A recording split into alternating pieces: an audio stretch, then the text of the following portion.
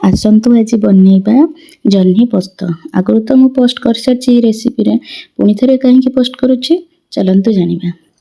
सकाळु सकाळु आज छातर जाई पहुँची जाइथिलु। आ देखंतु एठी केमिति जह्नी होईची।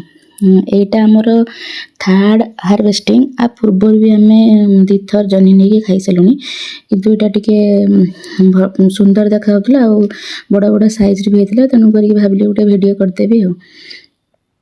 आ देखो जह्नी गुड़ा सब कड़े सुंदर है। वर्षा जो होता ये कंटिन्यू वर्षा पाई किसी जह्नी पाचिकी गली पड़ता तो ता भितर एतिक होता तो ताकू आमे तोली आनलु। बाड़ी परिवाटा तोलिया भारी खुशी लगे, से गोटे हो कि दीटा हो कि बहुत सारा हो ताकू सेटा तोलिया देखते केते सुंदर है जह्नीटा। ए तीनटा ही तोड़ीबा। आउ जह्नी हेची जे आ एठी गोटे जह्नी हेची सेटा कट्टीटा हेची पूरा छोटटा आ केमती टिके बंका भलिया हेची, माने बधे पोक मार देची। आ ओटा टिके बड़ हो नबा। तो चलंतु रेसिपी देखिबा। जह्नी को बड़ बड़ साइज रे काटी दबा, जहा फले जह्नीर स्वाद पाटी को आसीबो। आलू एठी कम दबा, बेसी जह्नी अछि गोटे आलू आ गोटे प्याज को एमती बड़ बड़ साइज रे ताकू काटिनी।